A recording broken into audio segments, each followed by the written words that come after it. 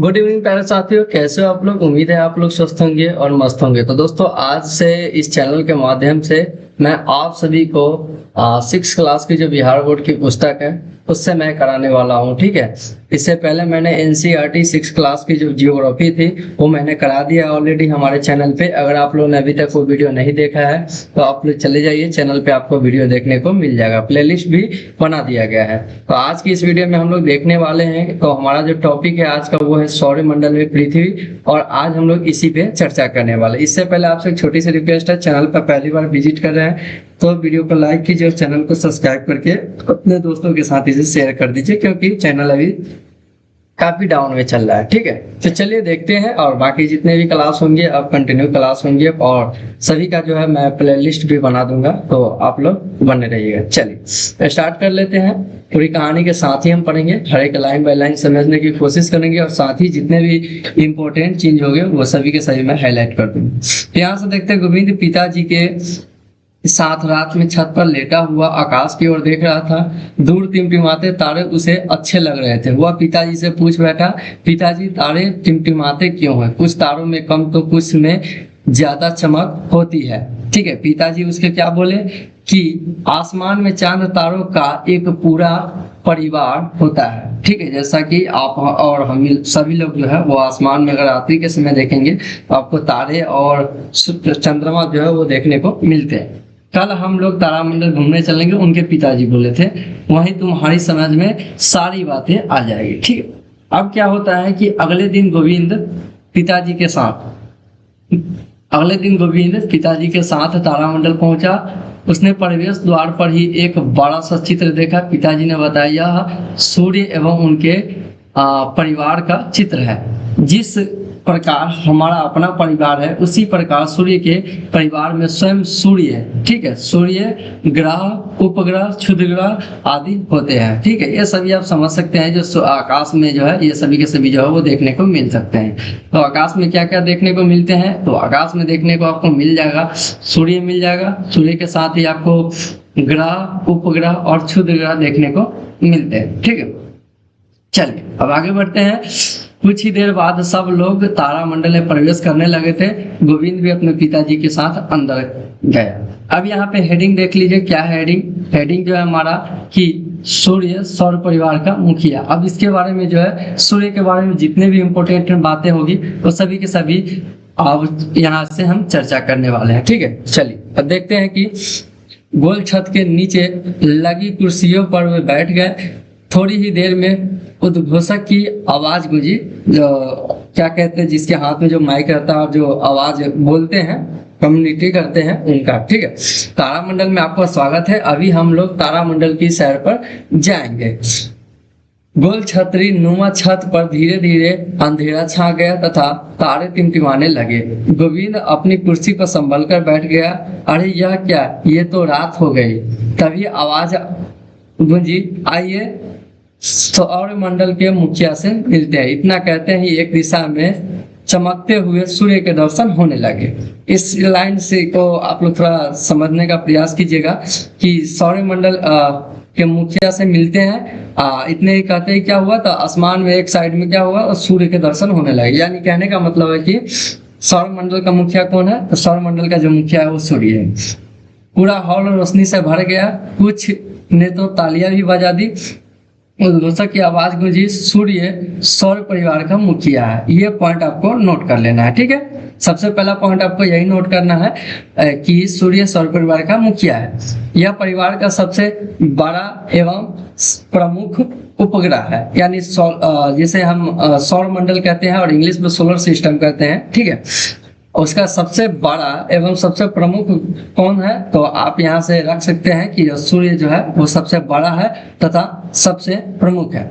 सौर परिवार के सभी सदस्य प्रायः इसके प्रकाश से ही प्रकाशित होते हैं। कहने का मतलब कि सौर मंडल में जितने भी ग्रह जो भी है वो सभी के पास जो प्रकाश अपना नहीं है, वो सभी के सभी जो है वो सूर्य से ही प्रकाश को यानी रोशनी को एब्जॉर्ब करते हैं। यानी और सूर्य जैसे पृथ्वी पर हम जो उजाला देखते हैं और रोशनी जो आती है वो सूर्य से ही आती है। ठीक है, दूरबीन से देखने पर सूर्य की सतह से उठती हुई आग की लपटें दिखाई देती है। इसे सौर प्रज्वाल कहते हैं। अब यहाँ से ये भी पॉइंट आपको क्या करना है, तो इस पॉइंट को भी आपको नोट कर लेना है, क्योंकि अगर आपसे पूछ दिया जाए कि सौर प्रज्वाल किसे कहते हैं, तो आपको यहाँ से जवाब लिखना है कि दूरबीन से देखने पर सूर्य की सतह से उठती हुई आग की लपेटें दिखाई देती है, इसे सौर प्रज्वाल कहते हैं। हमारी पृथ्वी से सूर्य कई गुना बड़ा है। अगर हम सूर्य को क्रिकेट की गेंद माने तो पृथ्वी राई के दाने के बराबर है। राई जो होता है वो गांव में होता है,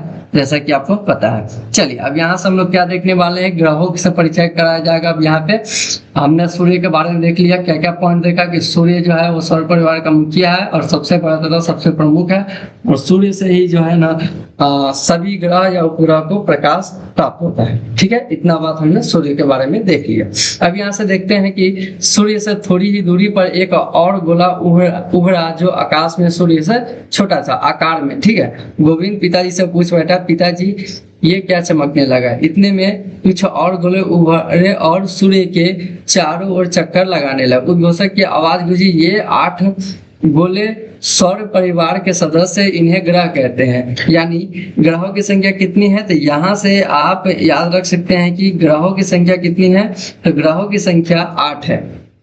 क्यों, क्योंकि यहाँ पे आप देख सकते हैं यहाँ पे कितने हैं, तो 8 गोले सौर परिवार के सदस्य, यानी 8 गोले जो है इन्हें क्या कहते हैं, तो इन 8 गोलों को हम ग्रह कह सकते हैं। ठीक है, बाकी हम देखेंगे कौन कौन से ग्रह है, आगे सभी देखेंगे। बस आप लोग बेचैन मत होइए और अपने दोस्तों के साथ इसे शेयर कीजिए। इनमें स्वयं प्रकाश नहीं होता है, ये सूर्य के प्रकाश से प्रकाशित होते हैं। ये पॉइंट आपको ग्रह के बारे में लिखना है कि ग्रहों के पास अपनी कोई प्रकाश नहीं होती, वह सूर्य से प्रकाश को प्राप्त करता है। ठीक है, एक तीर का चिन्ह बारी बारी से सभी ग्रह पर जाने लगा। ठीक है, एरो तीर का निशान। ठीक है, उद्घोषक ने उनका नाम बताया। अब यहाँ पे देखिए सभी के सभी जो नाम है यहाँ पे दिए गए हैं, जो कि मैं कोशिश करता हूँ कि अदर कलर से हाईलाइट कर दूं। ठीक है, तो यहाँ पे आप देखेंगे कि बुध हो गया, शुक्र, पृथ्वी, मंगल, बृहस्पति, शनि, अरुण और वरुण। ये टोटल कितने हैं, तो ये टोटल अगर आप काउंट करेंगे तो आपको 8 ग्रह मिल जाएंगे। ठीक है, और इनके पास जो है अपनी कोई ऊर्जा प्रकाश नहीं होती है, या सूर्य से ही प्रकाश को प्राप्त करते हैं। ठीक है, उद्घोषक ने पुनः बताया कि तीर जिस गोले को दिखा रहा है वह सूर्य के सबसे निकट ग्रह बुध है। अब यहाँ से एक पॉइंट आपको क्या करना है, एक और नोट कर लेना है। कौन सा पॉइंट नोट करना है, तो आपको ये पॉइंट नोट करना है कि सूर्य के सबसे निकट कौन सा ग्रह है, तो सूर्य के सबसे निकट जो ग्रह है वह बुध ग्रह है। ठीक है, अब इसके आगे हम देखते हैं, इसलिए उसमें अधिक चमक होती है। ठीक है, तो इससे आप इस प्रकार आप किस प्रकार से इसे पढ़ सकते हैं, मैं वो बता देता हूँ। पहला क्वेश्चन बनेगा बुध ग्रह से कि सूर्य के सबसे निकटतम ग्रह कौन है, तो बुध ग्रह है। ठीक है, उसमें अधिक चमक क्यों होती है, तो क्योंकि वो सूर्य के सबसे नजदीक है। ठीक है, तीर का निशान एक लाल गोले की ओर इशारा करने लगा। उद्घोषक ने बताया यह मंगल ग्रह है। ठीक है, मंगल ग्रह है। मंगल ग्रह कैसा होता है, तो मंगल ग्रह जो है लाल होता है। यहाँ पे देखिए, यहाँ पे दिया गया है कि लाल गोले के और जो है वो तीर जो है इशारा करने लगा, यानी लाल ग्रह किसे कहते हैं, तो मंगल ग्रह को लाल ग्रह भी कहते हैं। अब यहाँ पे लिखा हुआ है कि लाल रंग के होने के कारण इसे लाल ग्रह भी कहते हैं, तो ये पॉइंट आपको नोट कर लेना है। और यहाँ पे जो हमारा वो सोलर सिस्टम का एक फोटो दिया गया है, जिसे हम लोग अब देखने वाले हैं। ठीक है, तो थोड़ी सी जो है वो पिक्चर में छोटी आ रही है, तो देख लेते हैं। ठीक है, तो यहाँ पे सबसे पहले जो केंद्र में यहाँ पे सूर्य को दिखाया गया है, केंद्र में क्या है, तो केंद्र में यहाँ पे सबसे पहले सूर्य को दिखाया गया है। और सूर्य के बाद जो पहला यहाँ पे देखेंगे, तो पहला एरो जो नजदीक में सबसे आता है वो बुध ग्रह आता है, यानी ये वाला ग्रह आ जाता है। और बुध ग्रह के बाद अगर आप देखें तो दूसरा लाइन यहाँ पे, तो यहाँ पे बुध के बाद शुक्र ग्रह आता है, और शुक्र के बाद जो है पृथ्वी। शुक्र के बाद कौन आएगा, तो शुक्र के बाद सूर्य से तीसरे नंबर पे पृथ्वी आ जाएगा, और पृथ्वी के बाद यहाँ से अगर देखें तो मंगल ग्रह आ जाएगा। इसी प्रकार मंगल के बाद बृहस्पति, और बृहस्पति के बाद यहाँ पे शनि आ जाएगा, और शनि के बाद यूरेनस, जिसे अरुण भी कहते हैं। और यहाँ पे सबसे आखिरी में जो हमारा ग्रह है,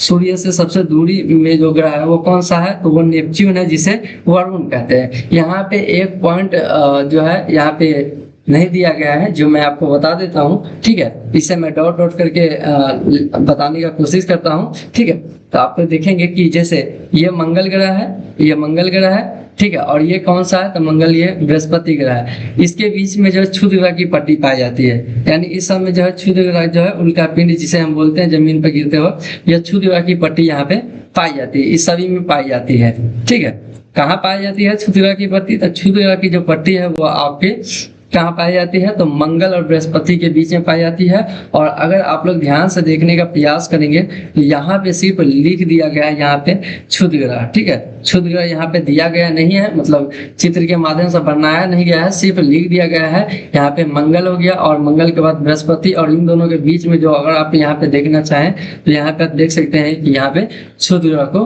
का नाम दे दिया गया है। ठीक है, चलिए अब हम इससे आगे की जो भी है देखते हैं।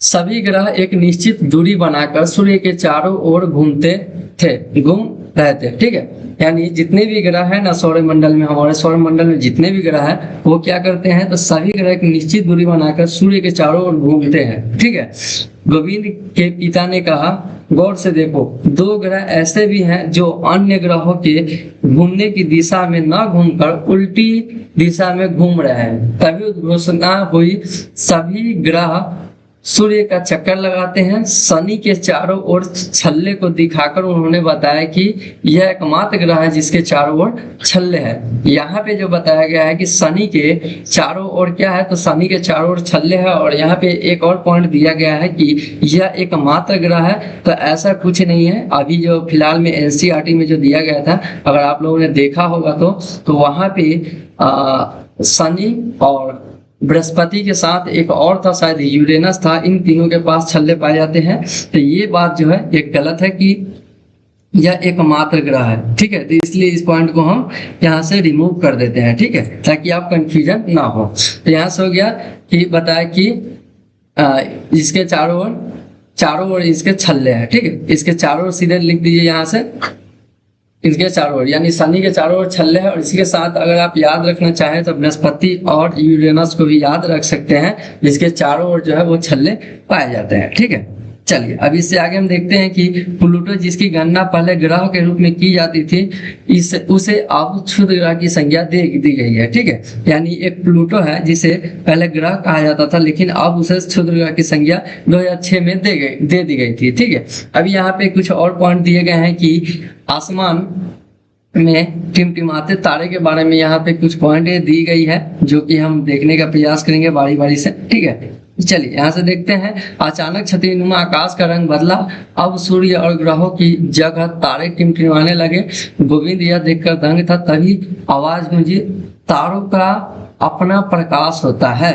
यानी तारों का क्या होता है, तो अगर आपको पता हो तो कि तारों का अपना प्रकाश होता है। चूंकि ये तारे हमसे काफी दूरी पर है, इसलिए हमें टिमटिमाते हुए नजर आते हैं। यानी तारे आसमान में क्यों टिमटिमाते हैं, तो तारे आसमान में टिमटिमाते इसलिए हैं, ऐसा प्रतीत हमें होता है क्योंकि यह बहुत ज्यादा दूरी पर है, हमसे बहुत ज्यादा दूरी पर। और यहाँ पे एक और पॉइंट अगर आप समझ गए होंगे तो अच्छी बात है कि तारों का अपना प्रकाश होता है। यहाँ पे दिया गया है ना कि एक पॉइंट कि तारों का अपना प्रकाश होता है, तो इसका मतलब तो प्रकाश तो सूर्य के पास भी अपना होता है, तो इसका मतलब क्या वो तारा है, तो हाँ ये बात सही है, सूर्य भी एक तारा है और वह पृथ्वी का सबसे निकटतम तारा है। ठीक है, चलिए अब गोविंद को अपने प्रश्न का उत्तर मिल चुका था।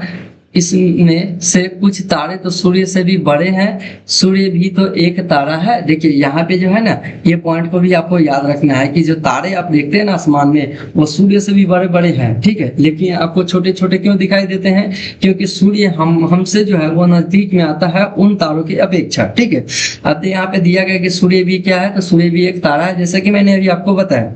लेकिन यह पृथ्वी से काफी नजदीक प्रतीत होता है, परंतु वास्तव में यह पृथ्वी से बहुत दूर है। इसका प्रकाश हम तक लगभग 8 मिनट में ही पहुंच जाता है। यानी सूर्य का प्रकाश पृथ्वी तक पहुंचने में कितना समय लगता है, तो सूर्य का प्रकाश पृथ्वी तक पहुंचने में टोटल 8 मिनट का समय लगता है। ठीक है, अब देखते हैं कि सूर्य के बाद सबसे नजदीक के तारे का प्रकाश पृथ्वी तक पहुंचने में लगभग 4 वर्ष लगता है। यानी सूर्य के बाद, ठीक है, सबसे जो नजदीक तारा है ना, उसका प्रकाश पृथ्वी तक पहुंचने में कितना समय लगता है, 4 वर्ष का समय लगता है। अब यहाँ पे कुछ पॉइंटें दी गई है कि प्रकाश की गति ज्ञात कर पृथ्वी और सूर्य के बीच की दूरी का अनुमान लगाइए और सूर्य और पृथ्वी के सबसे नजदीक के आकाशीय पिंडों के नाम पता कीजिए। ठीक है, चलिए अब यहाँ से हम देखते हैं पृथ्वी हमारा घर। अब हमारा पॉइंट क्या होने वाला है, यहाँ से हमारा पॉइंट यहाँ से होने वाला है पृथ्वी हमारा घर। यानी अब हम लोग पृथ्वी के बारे में जितने भी डिटेल पॉइंट होंगे, इंपॉर्टेंट पॉइंट होंगी, वो सभी के सभी हम यहाँ पे देखने वाले हैं। तो चलिए अब स्टार्ट करते हैं यहाँ से कि अब गोविंद को तारों का रहस्य समझ में आने लगा था। तभी उद्घोषक ने कहा, चलिए अब अपनी धरती पर चले। गोविंद चौंका, अरे हम धरती पर ही तो है। अगर आपसे कोई कहे कि चलिए हम धरती पर चलो, तो आप तो सोचेंगे ना कि अभी तो हम धरती पर हैं। छतरी नुमा आकाश पर गोल आकृति उभरने लगी, उसमें कई रंग के धब्बे दिखने लगे। तो घोषक ने बताया, यही हमारी पृथ्वी जिस पर हम रहते हैं। ठीक है, यही हमारी पृथ्वी है जिस पर हम रहते हैं। यही वह एकमात्र ग्रह है जहां जीवन संभव है। यानी पृथ्वी के बारे में क्या है कि एकमात्र ग्रह है जहां जीवन मिलता है, क्योंकि यहाँ जल एवं जीवन के लिए आवश्यक गैसें जो है वो मौजूद है। यानी पृथ्वी पर जीवन संभव क्यों है, ये अगर आपसे क्वेश्चन पूछा जाए तो आपको आंसर देना है, क्योंकि यहाँ जल है, पानी तथा जीवन जीने के लिए जो है ना, जीवन के लिए या जीवन जीवित रहने के लिए जो आवश्यक गैसें हैं वो सभी के सभी यहाँ पे मौजूद है। अंतरिक्ष से देखने पर पृथ्वी नीली नजर आती है। अंतरिक्ष से देखने पर पृथ्वी कैसी नजर आती है, तो अंतरिक्ष से देखने पर पृथ्वी नीली नजर आती है। ऐसा इसलिए है क्योंकि वायुमंडल में प्रकाश की किरणें परावर्तित होती है तथा समुद्र की सतह से नीले रंग का परावर्तन सर्वाधिक होता है। तो इस पॉइंट को भी आपको नोट कर लेना है कि पृथ्वी जो है अंतरिक्ष से देखने पर नीली क्यों लगती है, तो आपको इस पॉइंट को लिख देना है। क्योंकि पृथ्वी का 71% भूभाग जल से घिरा हुआ है। यानी पृथ्वी पर कितना पानी पाया जाता है, तो पृथ्वी का लगभग 71% जो भाग है ना वह जल से घिरा था। मात्र 29% भाग पर जो है ना वो जमीन है। ठीक है, यानी स्थल है। अतः जलीय भाग के अधिक रहने के कारण प्रकाश का परावर्तन अधिक होता है, जिससे यह ग्रह नीला दिखाई देता है। इस पॉइंट को आपको पूरी तरह से लिख लेना है। ठीक है, काफी इंपॉर्टेंट पॉइंट है ये वाला।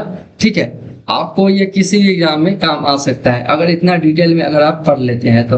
अब यहाँ से कुछ उपग्रह के बारे में भी हम देख लेते हैं। जब ग्रहों के बारे में देख लिया तो हमने अब उपग्रहों के बारे में देखते हैं। उद्घोषक ने बताया, ग्रहों के अलावा सौर परिवार में उपग्रह भी होते हैं। ग्रहों के अलावा क्या होते हैं, तो उपग्रह भी होते हैं।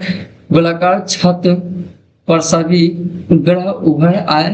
कुछ ग्रहों के इर्द गिर्द कुछ गोल पिंड घूमते नजर आ रहे हैं। पृथ्वी के चारों ओर भी एक पिंड घूम रहा है। ध्यान से देखिए, एक आवाज गूंजी, यही है चांद। यानी पृथ्वी के चारों ओर जो पिंड घूमता है, ठीक है, घूर्णन करता है, उसे क्या कहते हैं, तो उसे हम चांद कहते हैं। यह पृथ्वी का एकमात्र ग्रह है। यानी चांद जो है वो क्या है, तो वो पृथ्वी का एकमात्र ग्रह है। यानी पृथ्वी के पास एक ही उपग्रह है। ठीक है, वह कौन सा है, तो वह चांद है। अब देख लेते हैं यहाँ पे क्या दिया गया है। ये पॉइंट आपको अच्छे से देख लेना है। ठीक है, क्योंकि एग्जाम में जितने भी क्वेश्चन बनते हैं वो यहीं से बनते हैं, और यही पेज करके हम एंड कर देंगे क्लास को, क्योंकि हम ज्यादा लॉन्ग बड़ा क्लास नहीं कर सकते। ठीक है, तो यहाँ से अगर आप देखना चाहें तो टोटल 9 पेज है, जिसमें से ये चौथा पेज है, और 5 जो पेज है वो फिर नेक्स्ट क्लास में हम करा देंगे। ठीक है, तो यहाँ से क्या है कि चंद्रमा पृथ्वी के बहुत नजदीक होने के कारण इतना बड़ा दिखाई देता है। ठीक है, चंद्रमा उतना बड़ा क्यों दिखाई देता है पृथ्वी से, क्योंकि वो पृथ्वी के बहुत नजदीक है। चंद्रमा का प्रकाश पृथ्वी पर लगभग 1.25 सेकेंड में पहुंचता है। चंद्रमा का प्रकाश पृथ्वी पर लगभग 1.25 सेकेंड में पहुंचता है। अब यहाँ पे एक आपके मन में डाउट होगा, जो मुझे पता है। ठीक है, क्योंकि मैं ये पहली बार नहीं पढ़ रहा हूँ और मेरे भी मन में डाउट आया था। अब आपके मन में डाउट आएगा कि चंद्रमा उपग्रह है, और उपग्रह चाहे ग्रह है चाहे क्षुद्र चाहे जो भी है, उसके पास अपना प्रकाश नहीं होता है। तो चंद्रमा का प्रकाश पृथ्वी पर कैसे आ सकता है, तो मैं आपको बता दूं कि सूर्य का प्रकाश जब चंद्रमा पर पड़ता है तो वही परावर्तित होकर हमें जो उसका प्रकाश जो है हमें पृथ्वी से दिखाई देता है। ठीक है, तो वही बात है। चलिए अब देखते हैं कि चंद्रमा पृथ्वी की एक परिक्रमा 27 दिन 8 घंटे में पूरा करता है। यानी चंद्रमा जो है पृथ्वी के चारों ओर घूमता है वो कितने दिन में? 27 दिन 8 घंटे में घूमता है। इतने ही समय में वह अपने अक्ष पर भी एक बार घूम जाता है। उतने ही समय में यानी 27 दिन और 8 घंटे में ही वह अपने अक्ष पर भी एक राउंड घूम जाता है।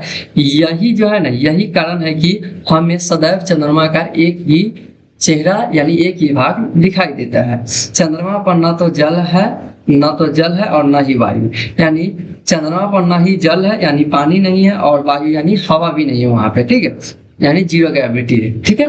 चलिए अब देखते हैं कि यह दिन में बहुत अधिक गर्म और रात में बहुत अधिक ठंडा रहता है। चंद्रमा क्या है? तो चंद्रमा जो है दिन में बहुत अधिक गर्म तथा रात में जो है बहुत ठंडा हो जाता है। यहाँ पे कुछ पॉइंटें जो है वो समझने वाली है और कुछ लिखने भी वाली है, ठीक है। यहाँ पे लिखने वाले पॉइंट की अगर मैं बात कर लूँ तो आप यहाँ पे क्या लिख सकते हैं? तो यहाँ पे आप लिख सकते हैं कि चंद्रमा का पृथ्वी पर प्रकाश जो 1.25 सेकेंड में आता है, ठीक है। दूसरा पॉइंट लिख सकते हैं कि यह कितने दिन में पृथ्वी का एक चक्र पूरा करता है? तो 27 घंटे 27 दिन 8 घंटे में, और उतने में यह अपने अक्ष पे घूमता है। इसी के कारण जो इसका एक ही भाग जो है हमें सदा दिखाई देता है। और दिन के समय जो है यहाँ का तापमान क्या होता है? तो दिन के समय तापमान अधिक होता है, रात के समय जो है तापमान ठंडा होता है। ये सब कुछ पॉइंट है जो आपको नोट करना है। इसका धरातल उबड़ खाबड़ है और इस पर मिट्टी भी नहीं है। सभी उपग्रह अपने ग्रहों के चारों ओर घूमते रहते हैं। यहाँ से एक पॉइंट है कि सभी जो उपग्रह होते हैं ना, उपग्रह में जैसे पृथ्वी का चंद्रमा है, वो अपने ग्रहों के चारों ओर घूमते हैं। ये पॉइंट आप नोट करें तो करें, नहीं करना है तो आप नहीं भी कर सकते हैं। कुछ ग्रहों के तो कई कई उपग्रह है और किसी को एक भी नहीं है। अकेले बृहस्पति के 63 तथा शनि के 62 है, ठीक है। यहाँ पे ये डाटा आपको लिखने की आवश्यकता नहीं है, ठीक है। आप यहाँ से क्या कर सकते हैं मैं आपको बता देता हूँ। सबसे पहले जो है कुछ पॉइंटें हैं जो अब चेंज हो चुका है, तो इसे आप लोग नोट नहीं करेंगे, ठीक है। तो यहाँ से क्या है, तो बृहस्पति के जो 63 ये वाला पॉइंट, और यहाँ पे शनि के 62, ठीक है। ये वाले पॉइंट को आपको नोट नहीं करना है, और आपको ये क्या करना है, तो प्रेजेंट में यानी अभी के समय में कितने उपग्रह हैं इन दोनों के, ये आप गूगल सर्च करके या चैट जीपीटी या जिस माध्यम से करना चाहें आप करके यहाँ पे खुद से लिख लीजिएगा, ठीक है। लेकिन इतना आप याद रखिएगा, एग्जाम में कभी भी ऐसा कुछ डाउट मन में आ जाए और जहाँ पे लिखा हो कि सबसे ज्यादा ग्रहों की संख्या, उपग्रहों की संख्या किस ग्रह के पास है, वहां पे अगर शनि ऑप्शन में नहीं रहे और बृहस्पति रहे तो आपको बृहस्पति मानना है आंसर। और अगर ऑप्शन में बृहस्पति शनि के साथ कोई और भी ऑप्शन रहेगा, फिर भी आप लोगों को क्या करना है, शनि ग्रह को ही मारना है, ठीक है। तो इस पॉइंट को अगर आप लोग चाहें तो गूगल से लिख सकते हैं। और यहाँ पे दिया है कि बुध और शुक्र का कोई भी उपग्रह नहीं है। यानी बुध और शुक्र दो ऐसे ग्रह है जिसका कोई भी उपग्रह नहीं है, ठीक है। शनि ग्रह का टाइटन सबसे बड़ा उपग्रह है। शनि ग्रह का जो उपग्रह है ना, उसमें सबसे बड़ा कौन है, सबसे बड़ा जो है वो टाइटन है। इस बात को आपको याद रख लेना है। उपग्रहों का भी अपना प्रकाश नहीं होता है। देखिए यहाँ पे ये पॉइंट को भी क्लियर कर दिया गया है कि उपग्रहों का भी कोई अपना प्रकाश नहीं होता। ये भी जो है ना सूर्य के प्रकाश से चमकते हैं। यानी उपग्रह भी किसके प्रकाश से चमकते हैं, तो उपग्रह भी सूर्य के प्रकाश से चमकते हैं। चलिए अब यहाँ पे कुछ पॉइंट दिए गए हैं, इसे आपको देख लेना है। और रात में चंद्रमा को ध्यान से देखे, कॉपी पर लिखे कि आपने क्या देखा, इसकी तुलना दादा दादी की कहानियों से करें, ठीक है। अब यहाँ पे जो है इस पॉइंट को हम नहीं करेंगे, ठीक है, क्योंकि यहाँ से जो है ये पॉइंट जो है वो तारामंडल पे आ जाता है, और तारामंडल हम आज नहीं देखेंगे, तो कल की वीडियो में हम इस पॉइंट को क्लियर कर लेंगे। यहाँ पे कुछ डाटा भी दिया गया है, और कल की जो क्लास है वो बहुत इंपॉर्टेंट होने वाली है।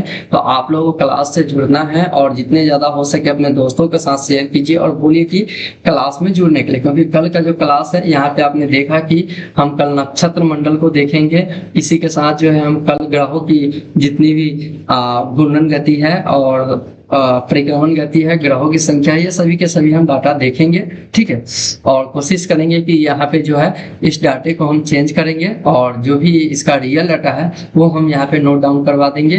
और यहाँ पे हम आकाशगंगा के बारे में कल की वीडियो में देखेंगे, और इसी के साथ जो है यहाँ पे हम तारों की नदी जिसे कहते हैं आकाशगंगा, इसको देखेंगे। और एक है सप्तऋषि तारा, 7 तारों का समूह है, इसे भी हम लोग देखेंगे। आसमान में कल और आप लोगों को भी बताएंगे कि इसे कैसे देखना है। ठीक है, आप इसे चाहे तो आप देख कर आइएगा। ठीक है, ये आप अगर देखेंगे ना इस प्रकार से सप्तऋषि होगा, ये धनुष के टाइप का होगा, एक यहाँ पे तारा होगा और लाइन से 3 तारे ऐसे होंगे। आपको आसमान में देखना है किधर, तो उत्तर साइड में आपको देख कर आना है।